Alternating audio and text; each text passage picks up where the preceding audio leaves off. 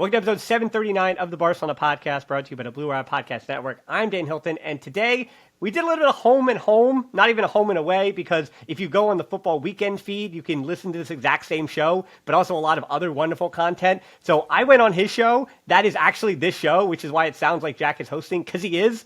But this was his show. This is the football weekend. So yes, you have to hear me ramble a lot as a guest, which I know people get frustrated with. But Jack was so kind to have me on his show. That is what this show is. So he says it on his version, but I'll say it. Jack, thank you much. Thank you so much for having this conversation with me as well. Of course. Great to have you. And you have me, I guess.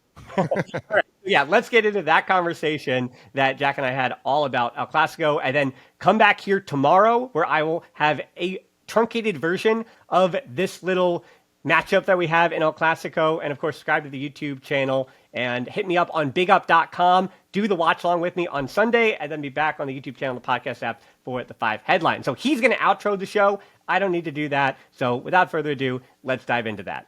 Well, it seemed like you were going to have an opportunity to see a Barcelona game on the shores. La Liga, well, I guess UEFA approved the La Liga request on behalf of Barcelona and Villarreal to play an official Spanish league match in Miami. And then that decision was reversed. There were player protests. There were fans griping. I was sort of generally uneasy about it, even though I'm pretty neutral, about the whole Spanish league. And I'm sympathetic to the fact that other leagues that are not the Premier League sort of are looking for ways to compete financially with England. Yeah. But as, a Barcelona fan, as somebody who covers it and watched that all unfold, how did you feel about that prospect of the game in Miami that's now not going to happen? Yeah, I mean, I think there's two opinions that matter here. I think it's the Spanish fans who you need to listen to and what their feedback is, and then those outside of Spain, which is in the English-speaking world. Not to say that I don't necessarily very much like the Super League conversation, not to say that I don't really take into account what they have to say, but I'd much rather hearing from a fan of the Bundesliga with their 51 plus 1 rule than I want to hear from EPL fans whose teams are owned by billionaires and things like that, right? So when it comes to things like the Super League and how, when you say the other teams outside of the EPL are looking to make their money, what I will say is for the clubs with a global audience, like, again, Barcelona, Real Madrid, Bayern Munich, whatever, Manchester United, Man City, Arsenal and Tottenham and the like, those clubs choosing to play league games outside of their designated country, yes, it creates some kind of disadvantage. But I don't know. I wasn't going to be able to go down to Miami to see the match. So I would have been covering it exactly the same. So personally, it wouldn't change anything for me. But I do think that there is some merit to looking to try to make money in that kind of way. And I think for you and I, there's just too much bias around it, right? It's just, I think I have conversations with people around the world too, where for all those who were criticizing the World Cup in Russia or in Qatar or what would be in Saudi Arabia, I mean, the U.S. has its own issues, and the way that the United States, and our ways that we will say export our democracy to the world and the opinions of others, I think there is a bit of hypocrisy, as we'll see in the World Cup as well this summer with the United States. So that was long and rambly, but I'll sum it up in one word. There's hypocrisy in every part of it. And I totally understand the players in Spain who went to protest saying, yeah, we want to keep this fair and balanced for all the 20 teams in Spain. It's not like you're going to send Rayo against Real Oviedo over to, Seattle, Washington. You're not going to do that. So why are we sending Barcelona Villarreal to Miami? And again, I understand that argument. And if that is what the fans in Spain have decided and put their foot down on, I guess you have to, capitulate and you understand that. But again, from the Barcelona's perspective, for money, it's like, we're doing the Spanish Super Cup in Saudi Arabia every year. And that's kind of, we just throwing your hands up and accept that. And I like the fact that there was some protest and they kind of exercised their freedom there and the Liga capitulated. So yeah, in a way, again, if they'd played in Miami, I'm fine. Now that it's canceled, it's fine. Yeah. I do think on the sporting side, there's the argument that, the home team advantage, as we would call it as Americans, is significant, and you are giving that up if you go and play in Miami. I think Villarreal, they're, and Barcelona, both of them made the calculus that this was worth it to them from a financial, from a It's money. marketing perspective. But for me, even beyond the sporting side, and whether it's fair to not have every team play home and away in that 38 game season, for me, it's also, this is a privileged perspective because I have been able to go over to Europe and go to these matches on the ground. But when I went to Anfield or I went to Goodison Park last season, or even the Stadio Renato Dall'Ara in Bologna, all of those experiences were what they were because I went there and saw Bologna in their home stadium, and I saw Everton at Goodison before they left. I talked to a guy on the ground before we went into Anfield on a European night about how he'd been going for 56 years, and there's a whole tradition and there's a culture around it, and that's what I wanted to be a part of. But again, I've been lucky that I can go over that. Maybe for some people, their best chance is to go to a game in Miami. I mean, that's most people. And Yeah. I agree, again, both sides of that to go to La Ceramica over in Villarreal, it's a great stadium. It's a beautiful place. And the same thing where, as you said, there's so many people who that's their one chance to see a massive match. And they're not to kind of say that the preseason doesn't matter, but yeah, the preseason tours are what they are. You don't really get to see some of the stars operating at all. There's rotations and you're looking at newer players. And that match will matter. Barcelona against Villarreal. Villarreal's doing well this season, and that is looking to be an exciting matchup. So again, I'm not to say that let's talk about something else, but yeah, I understood both sides of this argument, and I'm kind of not up in arms in either way. And I think covering this as long as I have, I feel like when I don't really have a strong opinion, it's okay to say that. So to that answer, Jack, I say I don't know. I don't know what the right answer was, and I think that's okay.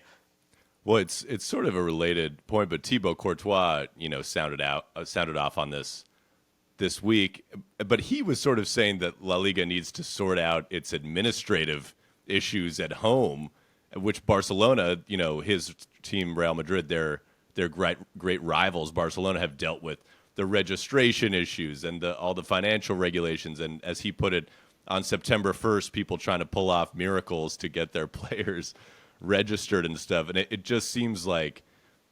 Did La Liga need to add on this other concern when they seem to be trying to navigate some choppy waters already? Well, I think there's an overcomplication. Actually, the opposite. I think there's an undercomplication.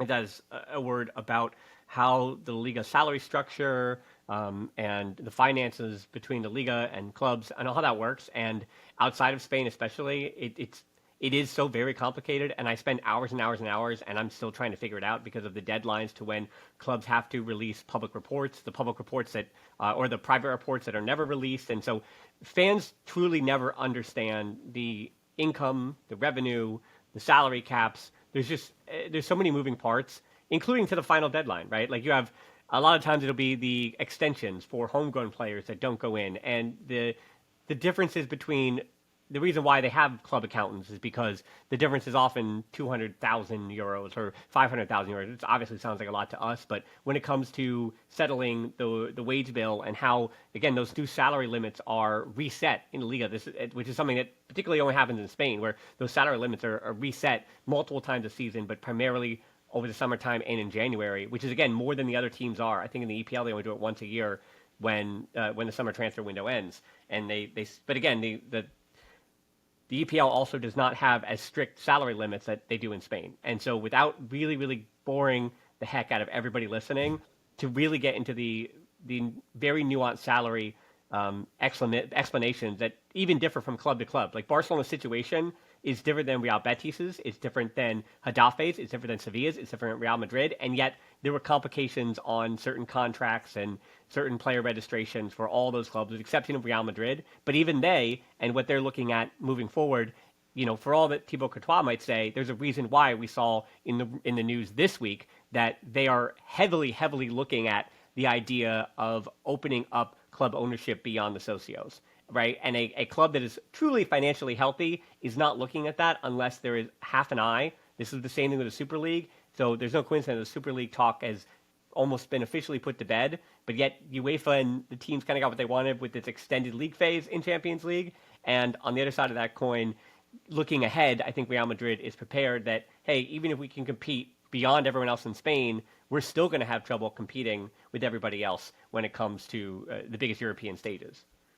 Yeah, Real Madrid are not the ones in this rivalry that are usually thought of as the cash-strapped entity, but it certainly says something that they're looking to change the management structure, which, I've talked to Graham Hunter before, the longtime ESPN Spanish football scribe, and, even a couple years ago when he, or a year and a half, whatever it was, when he came on the show, he was already saying that the idea that Real Madrid was this authentic democracy where the fans have their say in a way that we might associate with the German football. You mentioned the 50+1 rule and the probably more legitimate fan power over there.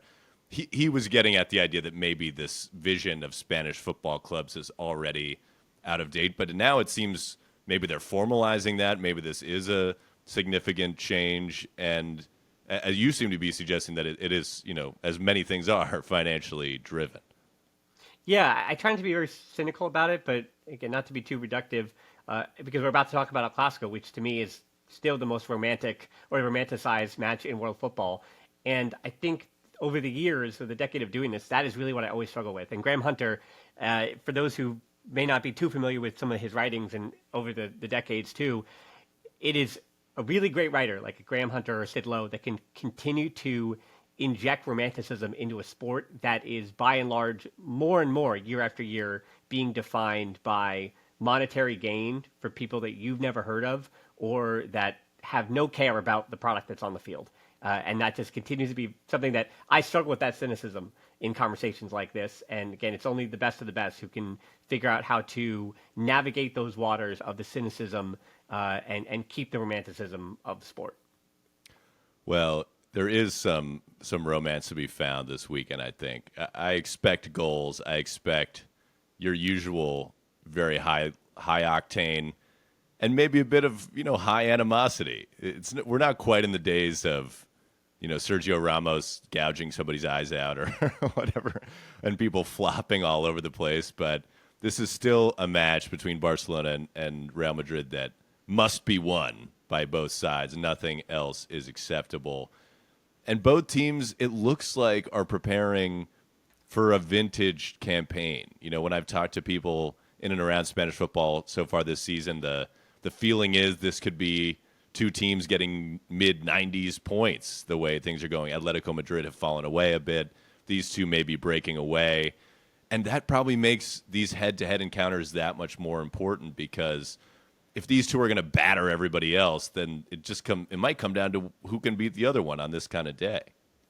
Yeah, I actually don't know about I hear you about the mid-90s points for both, but I actually am going to take that in the opposite direction. I think both these teams are, as we're going to talk about with the tactics, are explicitly flawed in ways that we're already seeing other teams exploit. But what I will say, both of their ceilings, like if either of these are holding not just the Liga trophy, but the Champions League trophy at the end of the season, I don't think it's a surprise, because I think the ceilings of both of these teams is just so sky high, but their negative results are also so based on the personnel that is available and the way that they want to play. And I feel like both Xabi Alonso and Hansi Flick they have about 6 or 7 guys that are essential to the way it is. They've got about 14 or 15 that they trust, which is good enough to win the Liga.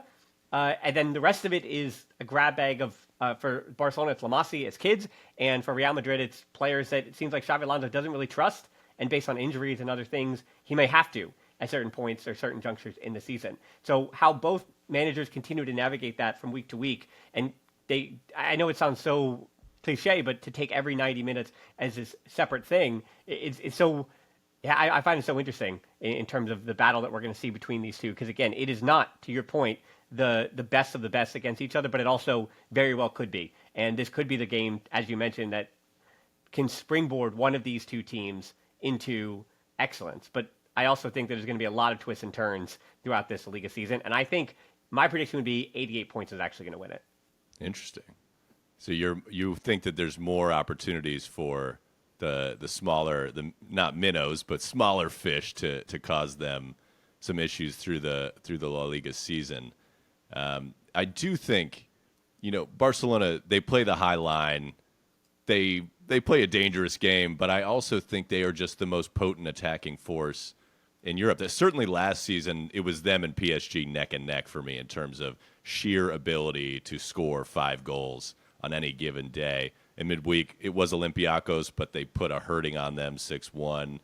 They did concede a goal, I guess, and they do concede a fair few. But Real Madrid is taking shape under Xabi Alonso. I think that they will take a lot of points, but Hansi Flick has demonstrated that this team can score 5 or 6 sort of whenever they feel like it, whenever they get off on the right side of the bed, which seems to be quite often.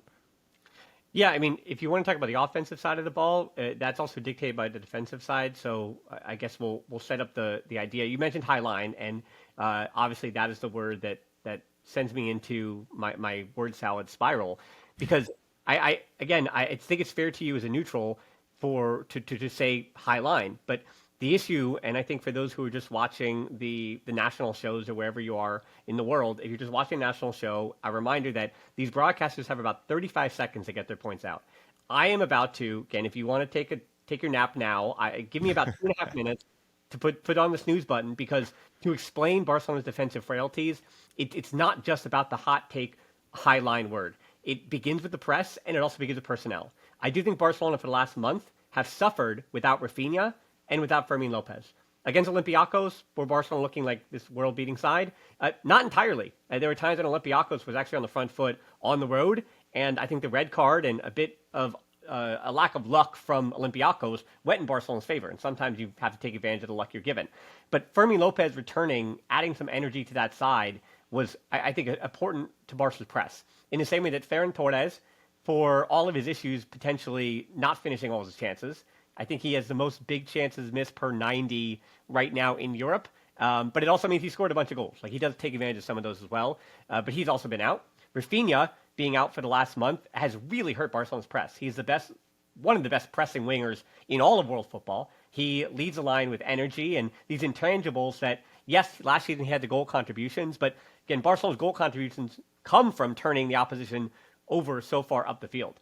For the bigger picture for Barcelona, when we talk about the larger season, the macro sense, my both concerns and then potentially alleviating some of those concerns. My hope is that when Rafinha returns, I don't know how much Lewandowski changes, which is why Lewandowski hasn't been starting, because his pressing is kind of that one area. He can still obviously score goals. He's still Robert Lewandowski. He's still in fantastic shape for 30 to 70 minutes, but he can't do 90 minutes of pressing anymore, and Barcelona keep their structure and their shape. That's why this is kind of Lewandowski. We're getting the idea since his last year. But Rafinha just gives you so much. And Lamine Yamal also, since he got injured, has not been fully fit. He's not the greatest presser, but he does a good enough job on that right side.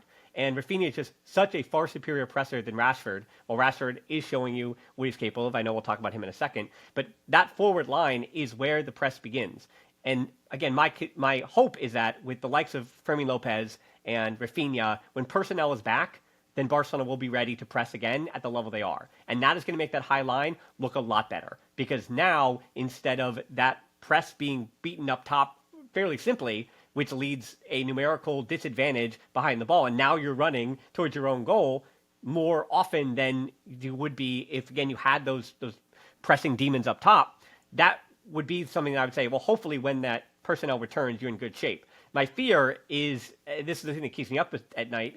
My girlfriend knows it. Sometimes I'll wake up in a sweat yelling, "Oh, Pedri," because that's the fear that if Pedri is not fully fit, and reports are that since he came back from Spain, he's feeling a bit fatigued. He doesn't get to rest because he's so essential to what Barcelona does. De Jong is having some gastrointestinal issues this week, so he may not be 100% ready to go, at least to lung bust for 90 minutes. That is a concern.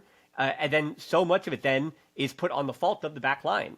And I will also say that not having Joan Garcia to athletically control his box and his passing out of the back as well puts everything under so much more pressure. So, as I've said, it's nothing wrong with Tech or the forwards that Barcelona are going with without Rafinha, but adding Fermin Lopez and Rafinha back to it, and unfortunately Joan Garcia is still about 2 weeks away, but having those guys healthy for the remainder of this season, they're so essential to the way that Hansi Flick wants to play. And that kind of goes back to the point I said to you, that both these teams seem like 6 or 7 guys really make up the identity of the team, and then how does everyone else fit around them?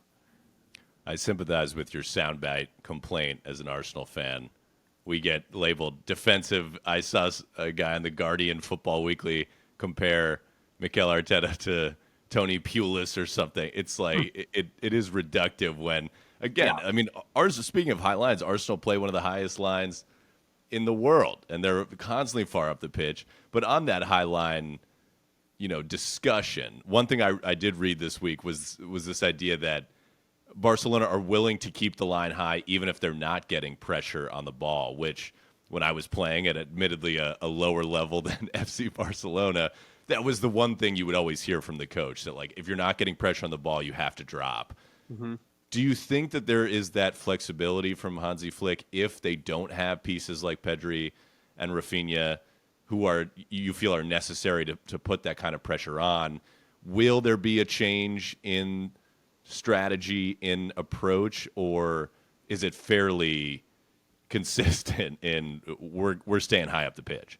Yeah, I think that he's going to keep the identity of the team and put trust in the fact that, again, even a loss to Real Madrid at this point, Barcelona's 2 points off them at the moment. But yeah, I mean, you go down for technically it'd be a 6-point swing. But even then, I think looking at last October, November, when Barcelona was in a very similar spot, getting some negative results, Hansi Flick does kind of trust the system. And over the course of the season, the numbers will bear fruit that Barcelona will have some success the way that they play. And especially when Barcelona are also incorporating so many young players as well. Like Joe Fernandez just started against Olympiacos, a 17-year-old kid, and it is a lot better for these young players to be able to be told, hey, this is what we're doing, this is how we play, go out there, kid, and give it your best, and let's see what you can do.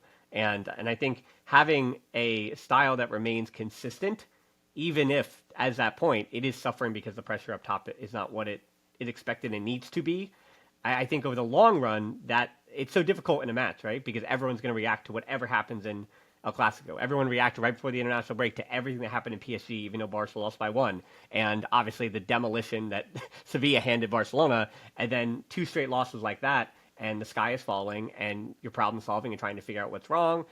Hansi Flick needs to radically change what he's doing.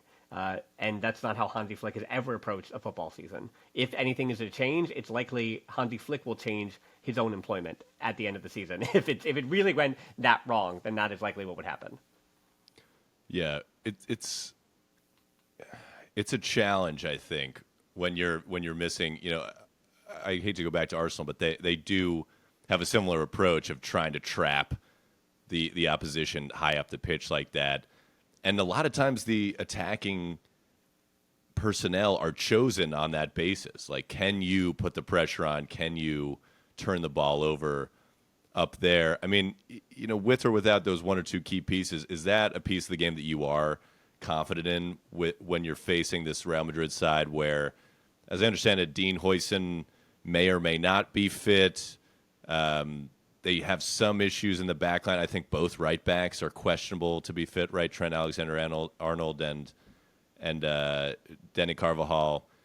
It feels like a possible, fruitful area if indeed Madrid are suffering with injuries, I guess, much as FC Barcelona are as well. I mean, there's people dropping like flies. Yeah, I'm really getting into, as I'll plug my own tactical preview that I'm working on right now that'll be out tomorrow. On my own YouTube channel, the Barcelona Podcast, or the podcast app, there you go. The latest that I've seen is that Houston will be ready and will be fit and will start. And to your point, Carvajal and Alexander-Arnold will likely be able to be on the bench, very much like Rafinha and Ferran Torres. Like, they will potentially play a part in this game, but not until the second half, when we really can't put too much onus on that. So do expect Fede Valverde to be the right back for Real Madrid.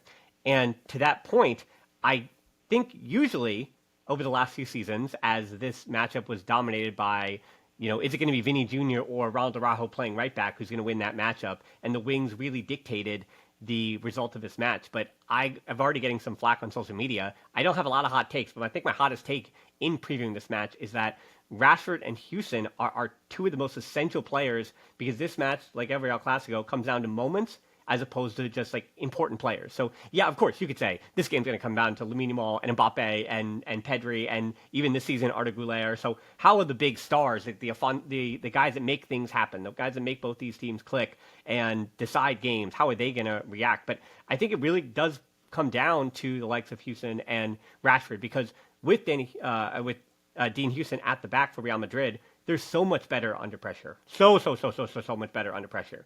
Watching what they did against even Juventus with Eder Militao, I mean, I would love to see Asensio start this game. Please, Asensio start this game. That sounds awesome to me. And I think Barcelona would benefit from that. But I think, again, Houston could very much flip this match by how Real Madrid to that point deals with that pressure. And on the other side of it, I think Real Madrid is going to do what the other brave teams have done, including even Rayo Vallecano or Sevilla, any team that's been able to kind of make Barcelona look a bit weak. And I think they're going to try to attack them and press them. The interesting thing is that when I watch Rayo Vallecano and then I watch Real Madrid, Rayo Vallecano is a much better press than Real Madrid.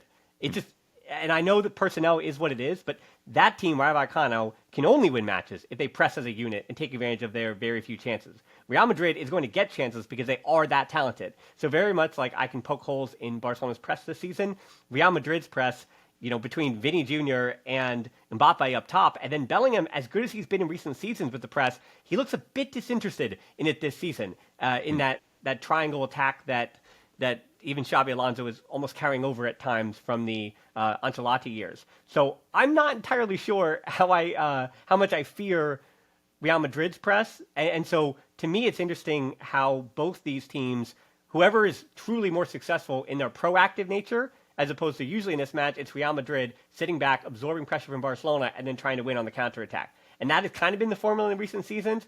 And part of me kind of says this is going to be different, because Real Madrid, they tried to be proactive against Atletico Madrid, and they lost 4-0 because it was Atletico Madrid who, with 5 at the back, absorbed that pressure and then attacked them into space, but they were proactive in their ability to attack space. And to end that whole point, the space on the wings. It's not necessarily the wings, but the space on the wings. It's going to be what's so essential, because Carreras, the left back from Real Madrid, likes to step inside, and Fede Valverde is naturally also going to step inside. So there are going to be opportunities for Barcelona. If you can win that second ball, there's going to be space on the wings. And I think if I'm a Real Madrid fan, I would be afraid of Lamine Yamal in space, because it's a lot different dealing with him than it was even dealing with Juventus over the weekend, or almost any other team that you've faced so far this season.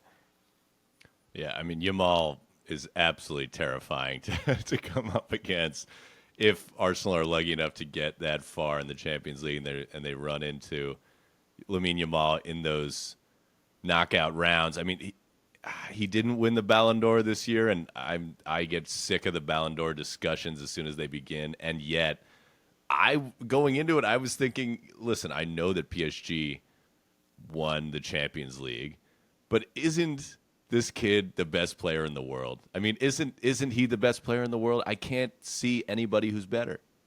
I totally understand the Ballon d'Or argument. To me, looking back to the Ballon d'Or through history, and I think my biggest indictment of the award is that because we were so late. I mean, we're talking the 90s. We were so late to actually opening it up to players that were not European-based.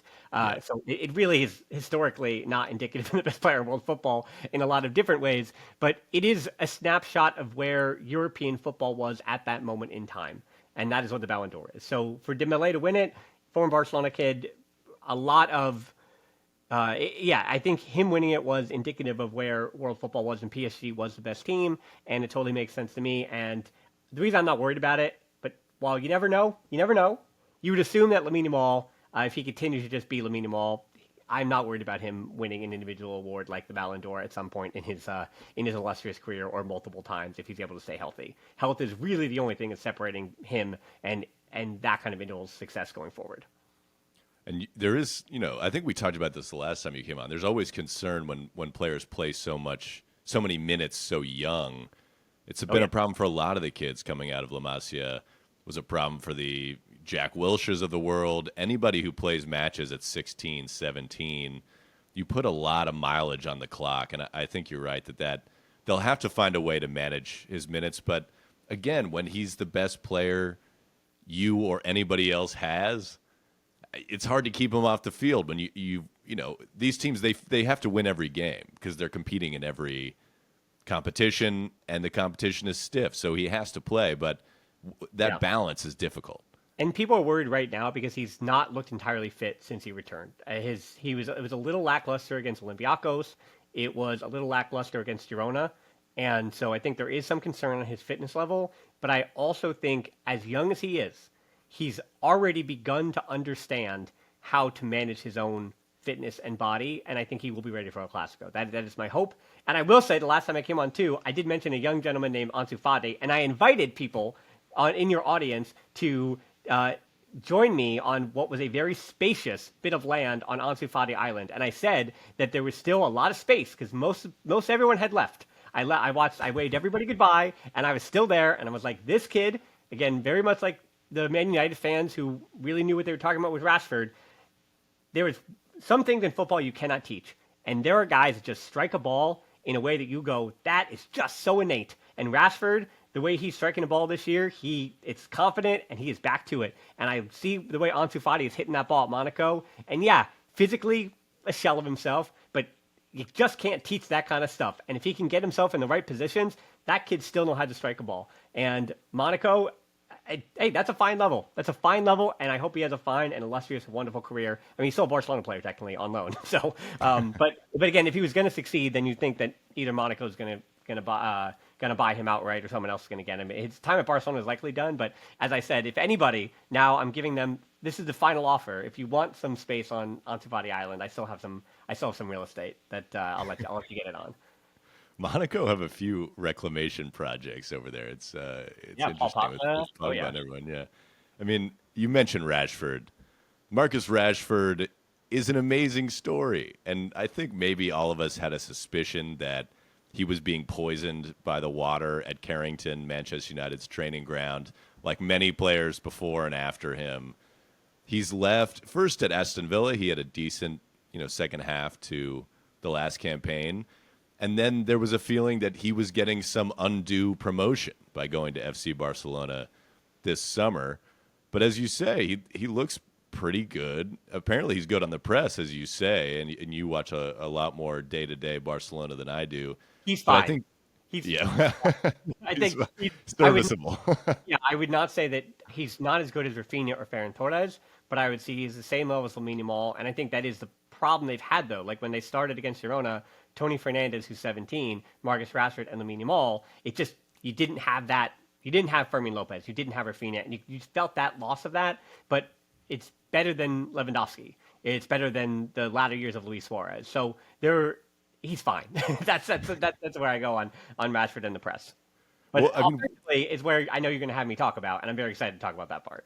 Yeah, I mean, what has come together for him? I saw an interview just today where he's talking about, they're like, what do you like about your time in Barcelona? He's like, well, the weather's great. He starts with that, which I'm sure it is better than Manchester. But, what has come together for him to look so refreshed and like he once did? Yeah, I said players like that who can strike a ball like that, confidence is a huge part of it, and so is opportunity. And I think very much like Hansi Flick, it's interesting because the Catalan media is some of the worst in the world. They eat you alive.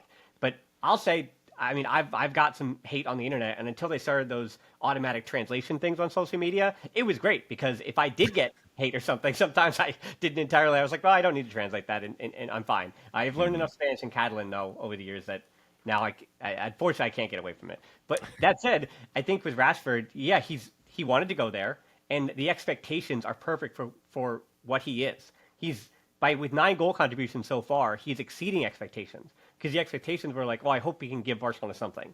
And now, while the club is being coy about it, that 30 million buy option with the way that the market is going to be next summer actually looks pretty awesome if he's able to give you 25 goal contributions or even like 22 goal contributions this season. That sounds actually great for Marcus Rashford. So it has something to do with ball striking, but also has a lot to do with being set up in a system that isn't surrounded upon your success or conducive to your success.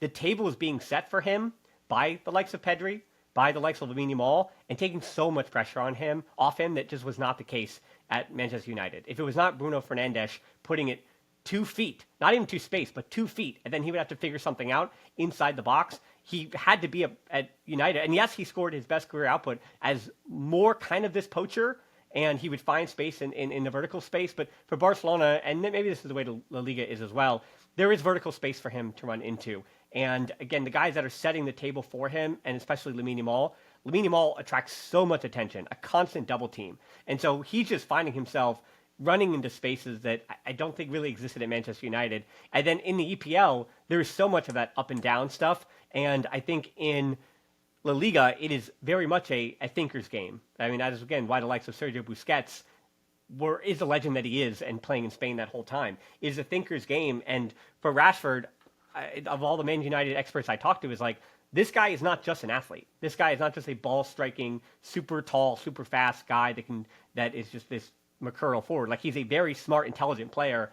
And there's a reason why he was able to debut with Man United when he was, 17 or 18, right? Or became a member of the first team at 18. Because this is an inherently intelligent footballer. And I think he's able to show you and showcase his understanding of space, his understanding of verticality, and being able to use talented teammates and play off them with the confidence of ball striking that he has. So that is all combined. Not to say that like he's a future Ballon d'Or. It sounds like I'm overrating him a little bit, but this has been almost a best case scenario from the work that I did in understanding like how could this turn out well. Well, it's all really turning out really well for Rashford. There was a time when he looked like he was heading to that class when he first broke into that Manchester United team.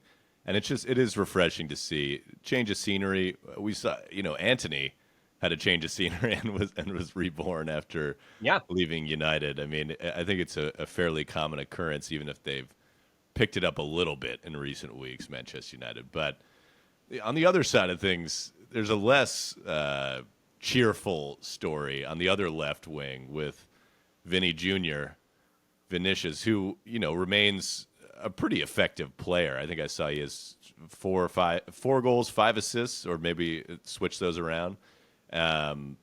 He's had a decent campaign in that respect, but that's sort of the box score lies scenario from everything I read that, he's been in and out of the team, started some of these matches on the bench, maybe has not earned Xabi Alonso's seal of approval so far. And, we mentioned the Ballon d'Or earlier.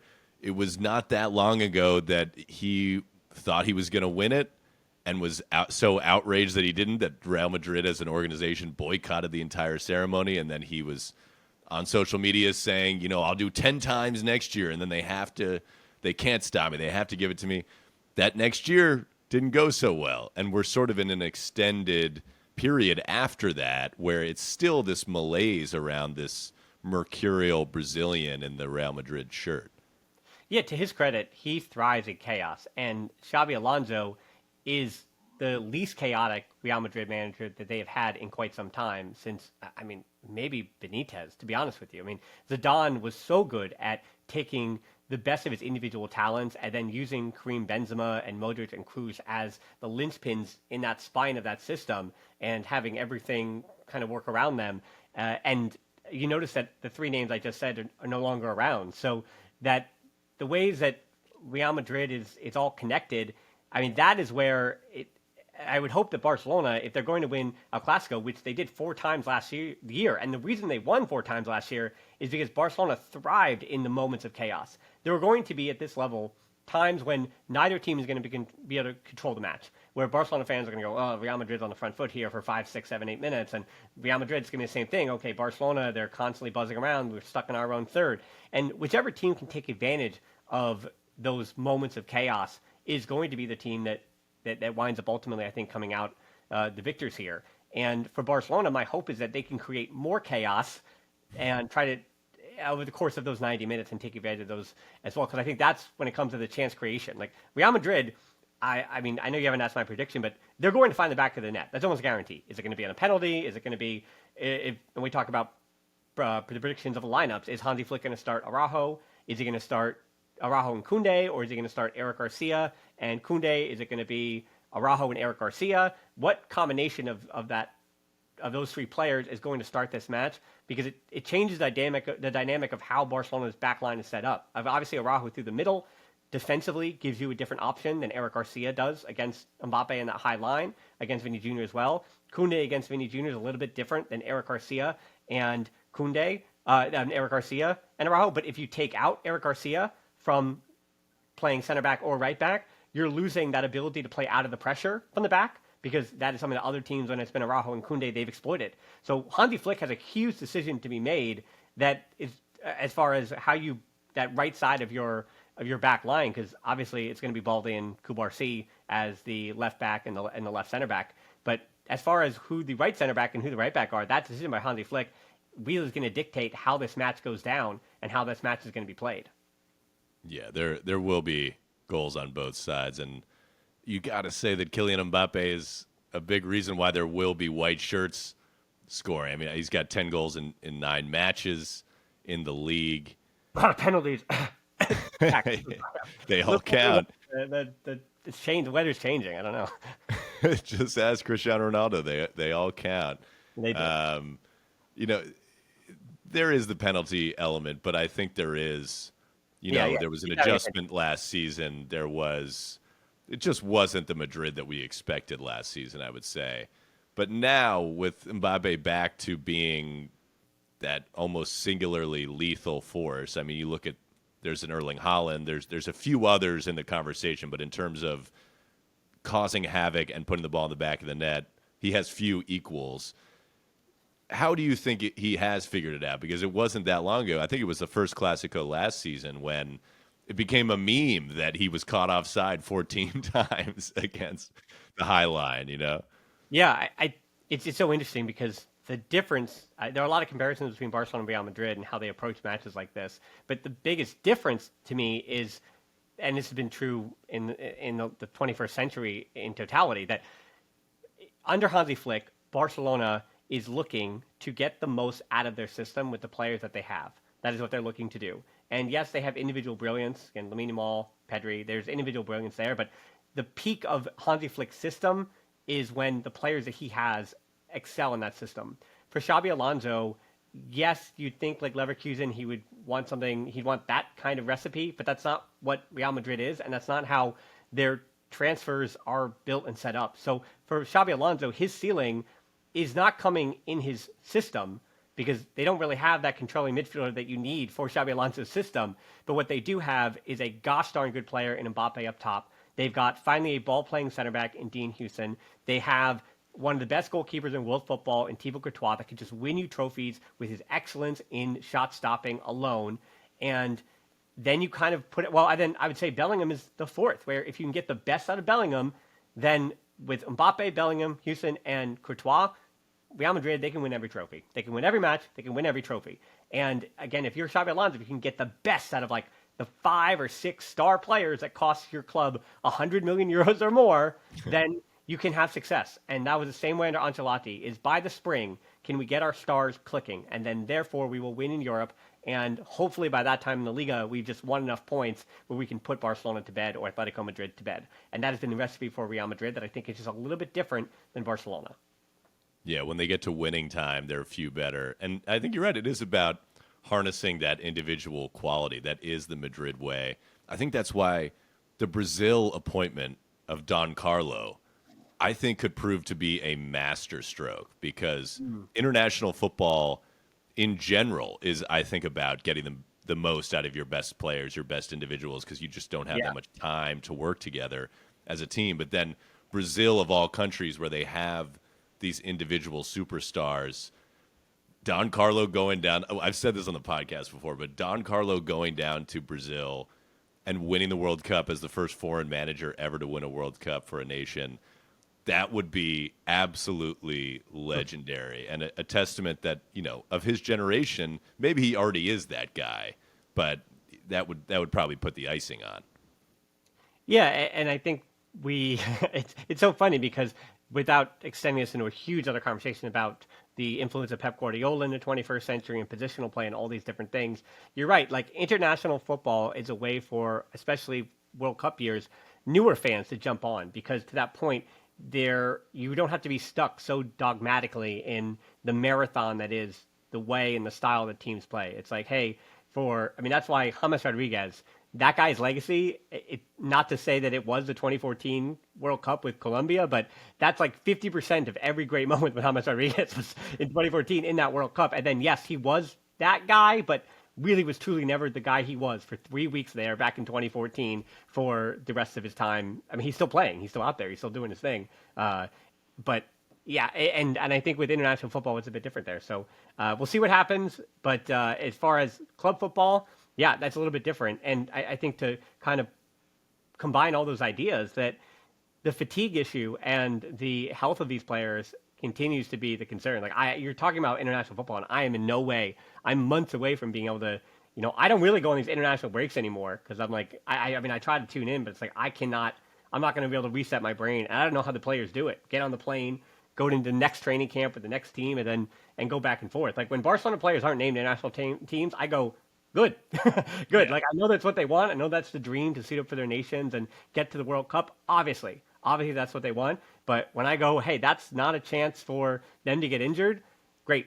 Like Juan Garcia is not in the Spanish national team yet, but I can see by the end of the season he will be, and he'll be the backup of the World Cup, likely based on as good as I know that Juan Garcia is. But him not being named, I mean, he was injured this last international break, but back in September, I was like, that's fine. I can live with that. Like, why give Barcelona's new shiny toy and goal another opportunity to get injured? Yeah. I heard that your desire to make the case for Pep Guardiola creeping in there.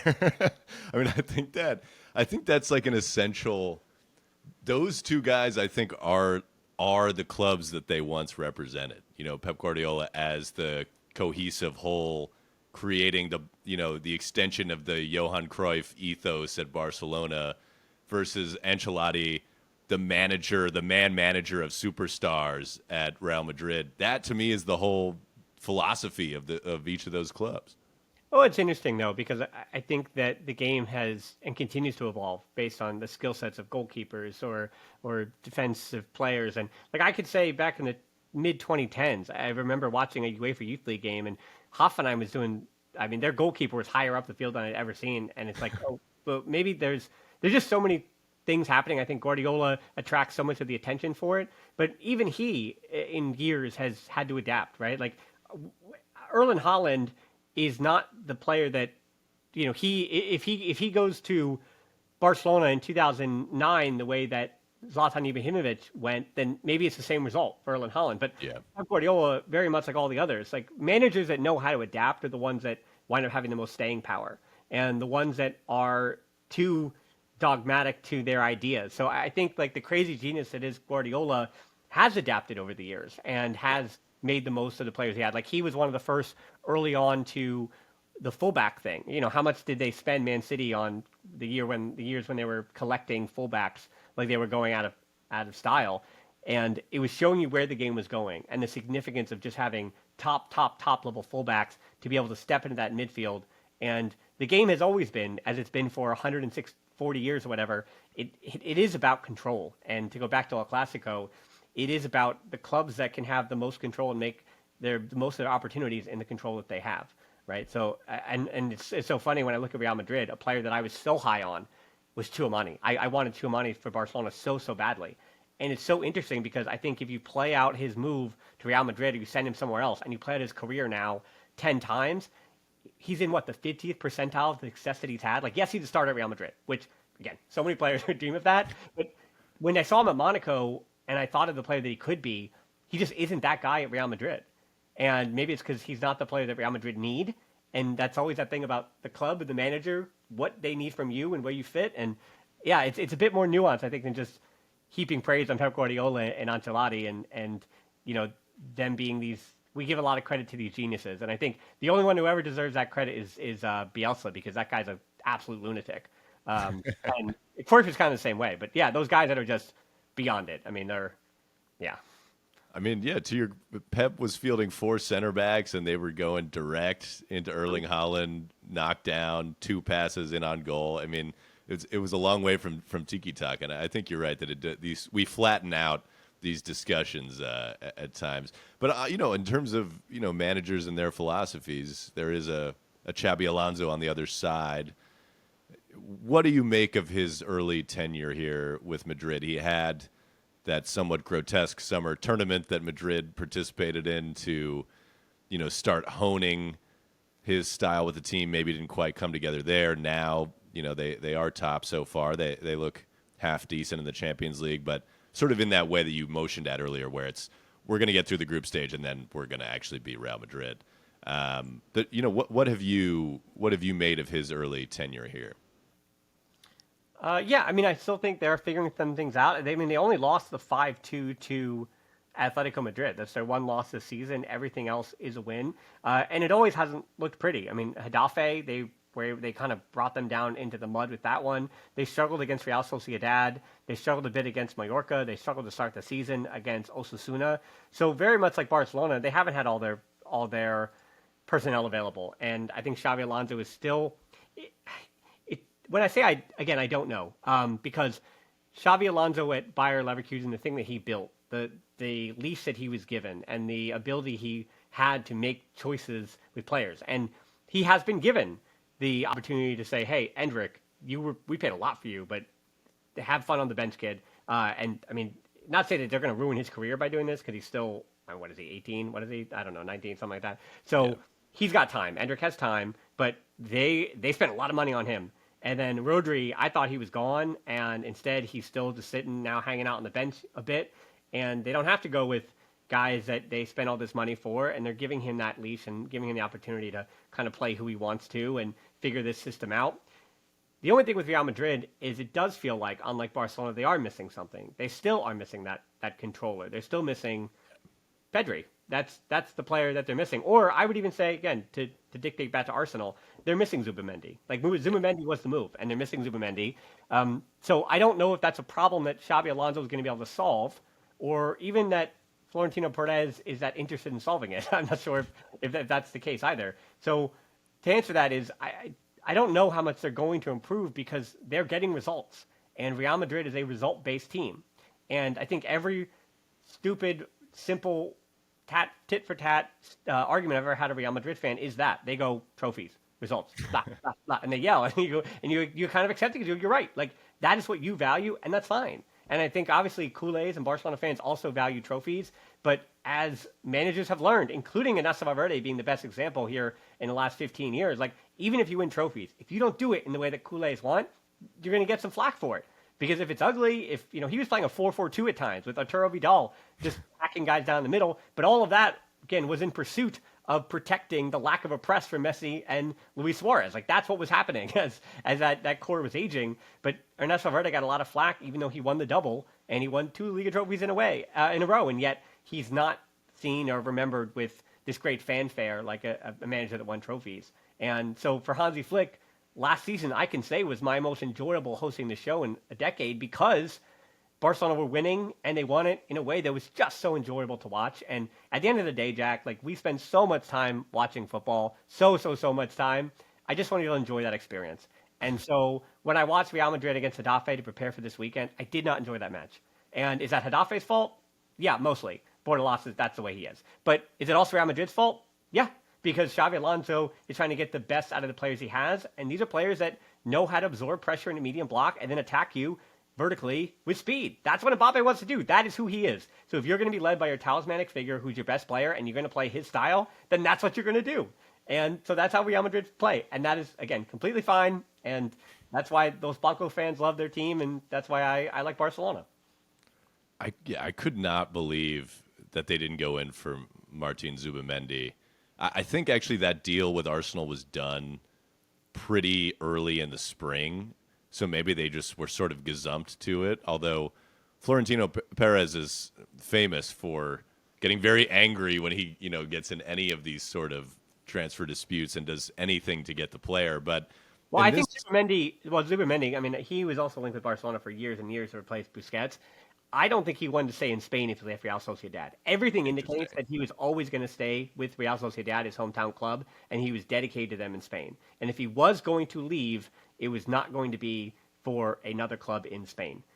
Then it was going to be to a new adventure. And that was everything that he had always said and indicated. And every year that he stayed at Real Sociedad, which is like 4 summers in a row, you kept saying that at some point, I know players play coy in the transfers, but at some point you just kind of believe these players. If they're really resolute and like, hey, this is what I want, this is what I'm going to do, at some point, especially in the case of Athletic Club and Real Sociedad, those Basque players, you have to believe them a little bit. That they don't want to leave, and if they do want to leave, they want a different challenge, or they don't want to have to go against their old side. Yeah, he was almost a throwback to those 80s, Basque players who, I mean, it's caught up in the nationalism, the Basque nationalism and everything, but he was like a devout Real Sociedad man. I think it helps that, half of Sociedad is now at Arsenal. They welcomed him with, with open arms. Yeah, A lot of guys from San Sebastian and Donostia. But it feels like the player that Madrid are missing, as you said, and it's fascinating to see them not do anything about it when Toni Kroos leaves, and then Luka Modric leaves, although he's a slightly different player. But Kroos was that guy, the metronome, the guy who keeps the time, who ticks things over, who pulls all the strings from a deeper position. They just don't seem to care about that. And maybe as you sort of motioned at, maybe with the other personnel they have farther up the pitch, maybe that wouldn't work anyway. Maybe they don't want it. Yeah, again, it's all about maximizing the players that you have and getting them to succeed. And I think Xabi Alonso has already made the choices that there are certain players we need to succeed. And one of the players that we haven't really talked about, and he was also injured a little bit, is that Jude Bellingham is such an X factor to what their season is going to be. I don't know if he's able to be the best version of himself with Mbappe and with Arda Güler, because you see how essential now Arda Güler already is. And when I'm watching Real Madrid with Bellingham against Juventus, and then I was watching them before Bellingham came back when it was just Arda Güler in those same places, Real Madrid it looked smoother. It just looked more comfortable. It looked like they could breathe. There's something that feels choppy and tight still with Bellingham out there. And that might be one of the big X factors over the course of this season that Xabi Alonso can iron out and figure out. Because as I've said, if you've got Jude Bellingham operating at his best, while Mbappe's at his best, and Houston is healthy in his best, and Courtois is stopping shots in his best, Real Madrid is a really, really, really, really, really, really, really tough side to beat. Yeah. Well, it will be fascinating. All kinds of storylines going into this one, be it Marcus Rashford's first Clásico, everything else we've gone into. I'm excited. It never really disappoints. This is the box office game outside of the Champions League semifinals, that kind of thing. There's no bigger game. There's nothing else that is the kind of marquee viewing that this game is every year, regardless of the personnel. The superstars come and go. The two greatest players possibly that ever lived up there with Maradona and Pele come and go. And yet we all have to watch, even as neutrals. We have to tune in. Yeah, El Clásico is still the biggest in the world for a reason. And this is the game that, not say that it defines legacies. I think my concern is that La Liga takes so much flack for all of their other stuff off the field, for all the financial stuff and all those worries that some of the luster is lost. But then, again, you go back and you ask the players, like players still dream about playing for Barcelona and Real Madrid. That's that special little tax that the EPL does have all the money, and they're the destination where the best teams are playing week in and week out against each other, sure. But players coming up in wherever it is, Argentina or Brazil, like they still want to go to Barcelona and Real Madrid or Real Madrid or whatever it is, Andor. So that's still the destination. It's still the biggest match in world football. And I'm so excited, as I came on and told you last time I was on the show, that the fact that Lamine Yamal is 18, I've been doing this for almost a day. Yeah, I've been doing this for 10 years. And I feel like with him, oh gosh, I could probably do it for another 10 years. And same thing with Kubarsi is just 18. Balde, Pedri, Gabi's injured out. It's tough. But I mean, yeah, Joe Fernandez, Tony Fernandez, Guille Fernandez. I list them all. I mean, Rooney Bardghji has just come on. He might be an X factor in El Clásico too at 19 years old. So Barcelona just have such a bright future, and Real Madrid also obviously still have a bright future. And even if they didn't, they're going to buy it. So both these teams are going to have, this El Clásico, this rivalry. I think in the post-Ronaldo Messi era, which we didn't really talk about, there was a great fear that they were going to be unable to kind of keep that continuity. And getting Mbappe for Real Madrid was huge for the stars and how do you pull neutrals in. But to your point about Lamine Yamal and the Ballon d'Or, there's a lot of stardom being heaped on an 18-year-old kid and a lot of negative press about him. But I would say I cover it every day. Throw a lot of that out. Do not believe what you read, because he is being attacked in ways that is unfair to an 18-year-old kid. But I will also say that he is already the kind of superstar, Lamine Yamal against Mbappe, that sells jerseys and sells tickets and gets views and eyes and makes people care. So, yeah, as much as I say it's Dean Houston against Marcus Rashford, I said it again, that's what I feel like is going to define this match for the tactic nerds. But for everybody else, this is probably going to be defined by Lamine Yamal and Mbappe, because those guys are stars, and stars win El Clásico. Can't wait to find out which way it goes. Well, Dan, thank you for taking the time to join us again. It's always great having you and getting your expertise on the Kool-Aids. Nobody knows it better. So thanks for coming by.